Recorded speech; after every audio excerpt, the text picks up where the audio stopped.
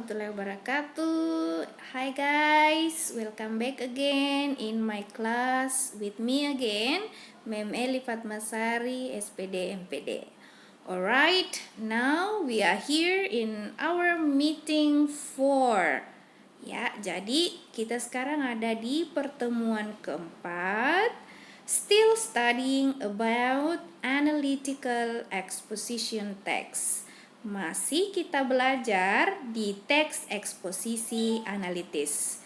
Bagian terakhir ya guys, talking about language features. Alright, language features atau unsur kebahasaan. Yes. Okay. Well guys, di setiap teks yang kita pelajari, semuanya kita bedah dalam 3 bagian. We study about the social function, fungsi sosial, the generic structure, struktur teks, and now we are studying the language features, unsur kebahasaan atau ciri kebahasaan dari sebuah teks eksposisi analitis. Okay. I hope each of you, setiap kalian masih mengingat, still remember apa itu fungsi sosialnya, apa itu struktur teksnya. Well, let's go on to the language features. Okay. Apa sih language features atau unsur kebahasaan atau ciri kebahasaan dari sebuah teks eksposisi analitis? Yang pertama adalah focus on generic human. Ada kata human guys, manusia ya. Berarti in your mind now, di pikiran kalian sekarang bahwa dia fokusnya pada human. And non-human participants. Berarti selain teks eksposisi analitis yang kita buat itu adalah berfokus di manusia, dia juga bisa selain dari manusia. Yang mana biasanya ini ada di paragraf-paragraf awal kita. Ada di yang namanya thesis, yaitu posisi atau pandangan penulis. Kita lihat contoh yuk. Let's see the example. Contohnya adalah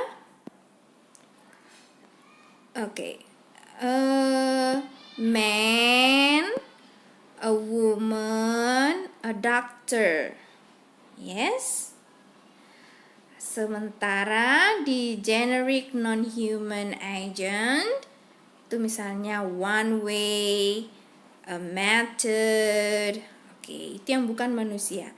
Jadi misalnya kita akan membuat teks eksposisi analitis tentang a doctor. Fokusnya adalah a doctor.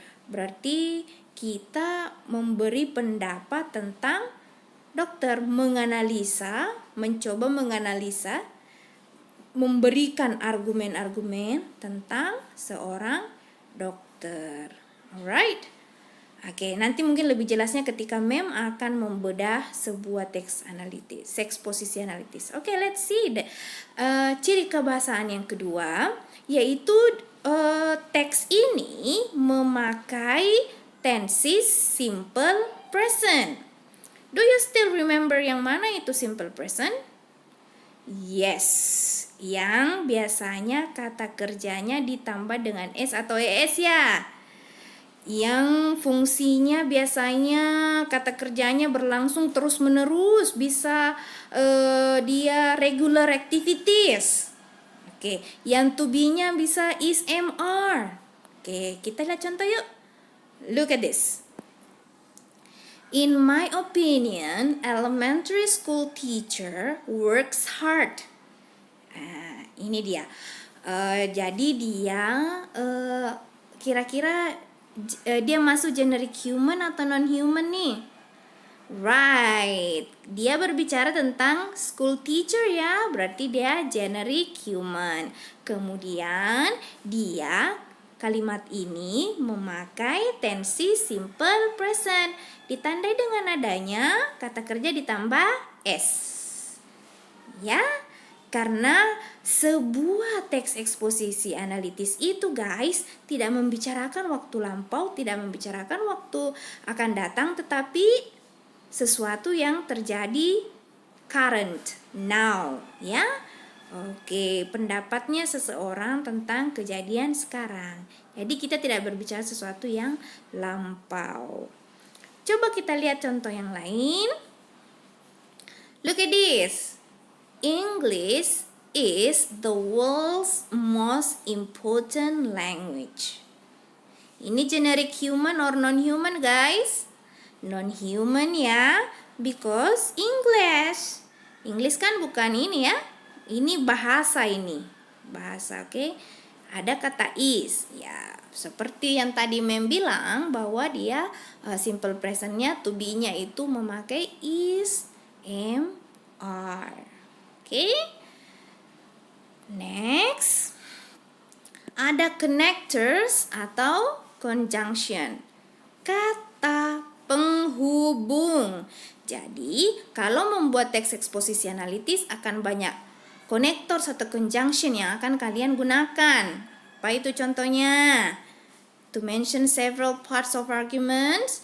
Yes, ini dia. Firstly, secondly, finally. Oke, bisa juga first, second, also. Oke. Moreover, furthermore, etc. Oke. Bisa juga nanti to summarize or conclude. Well guys, kalau tadi yang ini biasanya ada di paragraf-paragraf awal kita atau di yang kita sebut dengan apa dulu itu di struktur teks? Tesis ya. Oke, kalau ini menjiwai semua. Jadi kalimat-kalimat yang kalian bikin harus memakai simple present. Kemudian kalau di connectors ini nanti biasanya dimulai di bodinya, di argumennya. Nah, misalnya kita ambil ini sebagai tesis kita. English is the world most important language. Bahasa Inggris adalah bahasa yang paling penting di dunia, misalnya ya. Kemudian pasti di argumennya kalian akan mengatakan firstly karena dia adalah bahasa internasional, secondly ini dipakai sebagai bahasa perdagangan, finally bla bla bla. Itu argumen kita biasanya di paragraf kedua, ketiga, keempat. Nah, kemudian di paragraf terakhir kita kan butuh untuk mengkonklusi, membuat reiterasi ya. Nah, semoga kalian ingat struktur teks ya. Kan di struktur teks kan ada 3 kan. Itu ada tesis, ada arguments, ada reiteration. Nah, di sini to summarize or conclude the points itu kalian butuh beberapa ini connectors, kata penghubung. Apa aja contohnya? Oke. Nah, ini dia. In short, pendek kata, in conclusion, sebagai kesimpulan. Nah, yang ini yang ini kalian bisa pakai di akhir-akhir paragraf sebagai reiteration. Oke? In brief, altogether, to sum up, ya, in all, etc. Oke? Ya, masih ada lagi satu. Coba kita lihat language features atau unsur kebahasaan dari sebuah teks eksposisi analitis. Disebut sebagai relational process. Oke, contohnya ada kata is, consist of, function as, derive from, to be classified into, to be identified. Nah, ini juga salah satu contoh dari simple present tadi. Ya, memakai kata kerja pertama. Oke? Ya, ini sebagai contoh. Oke, mudah-mudahan kalian ada sedikit gambaran tentang unsur kebahasaan atau ciri-ciri kebahasaan atau kalimat-kalimat apa sih yang menjadi penopang sebuah teks eksposisi analitis. Oke, tadi ada 3 ya. Yang pertama itu ada generic human, non-human, kemudian simple present, kemudian ada connectors. Oke. Kita sekarang akan mulai melihat contoh. Right, let's see. Yang mana generic human and non-humannya?